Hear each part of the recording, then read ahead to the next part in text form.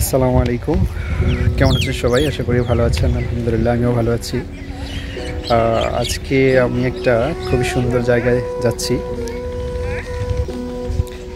আপনারা হয়তো অনেকেই জানেন যে আমার প্রাইমারি স্কুলে জব হয়েছে আলহামদুলিল্লাহ।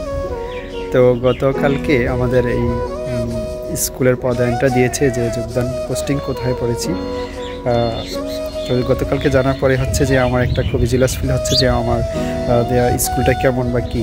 তো আজকে ফ্রাইডে ছিল, তো সেজন্য সেখানে যাচ্ছি আর কি স্কুলটা দেখার জন্য। সেই স্বপ্নের স্কুলে যেখানে আমি শিক্ষকতা করব বা শুরু করব ইনশাল্লাহ। এটা হচ্ছে যে দেখা যাচ্ছে যে পদ্মা নদীর ওপার। এটা পদ্মা নদী না, এটা হচ্ছে পদ্মা নদীর শাখা। আমরা এখন ওপার যাব। আমার সাথে আছে আমার এক ভাই সজীব মাঝি। আমরা যাচ্ছি।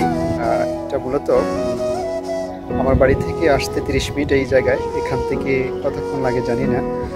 এখন আমরা যাব সেই দুর্গম এরিয়ায়। এটা হচ্ছে গৌরঙ্গ বাজারের ওপার। গৌরঙ্গ বাজার থেকে আমরা এখন ট্রলারে ওপার যাব।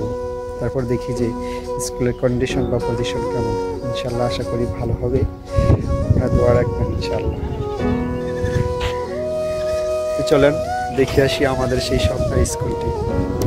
আমরা এখন যে জায়গাটি দিয়ে নদী পার হচ্ছি এটি হচ্ছে গৌরঙ্গ বাজার।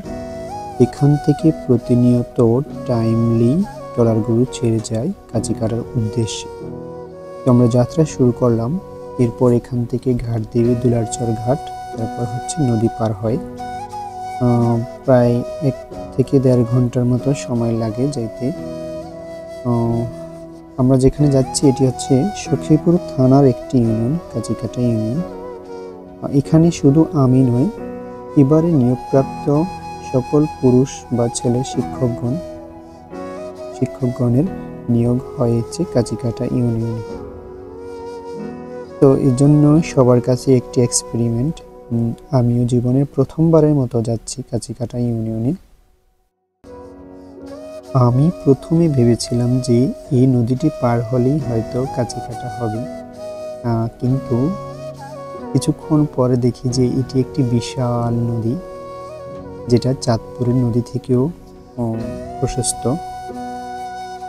এটি হচ্ছে মেঘনা নদী। চাঁদপুরের মোহনায় পদ্মা এবং মেঘনা মিলিত হয়েছে, সেখান থেকে মেঘনা নদীটি এদিকে আসছে। মেঘনা নদীর পানি খুবই স্বচ্ছ এবং সুন্দর। আর মেঘনা নদীটি সাধারণত পদ্মা নদী থেকে একটু উত্তাল কম থাকে। পদ্মা নদীতে ম্যাক্সিমাম সময়ই উত্তাল ঢেউ থাকে, কিন্তু মেঘনা নদীটি একটি শান্ত নদী।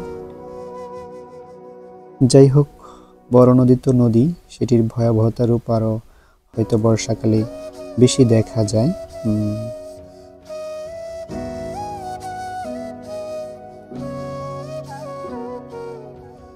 আমরা আস্তে আস্তে চলে আসলাম কাজিকাটা ইউনিয়নে। এখানে দেখে মনে হলো যে যান চলাচলের জন্য সবচেয়ে দ্রুত এবং সহজ পরিবহন হচ্ছে মোটরসাইকেল। তো আমাদের ট্রলার ভিড়তে না ভিড়তেই কয়েকটি মোটরসাইকেল এসে হাজির।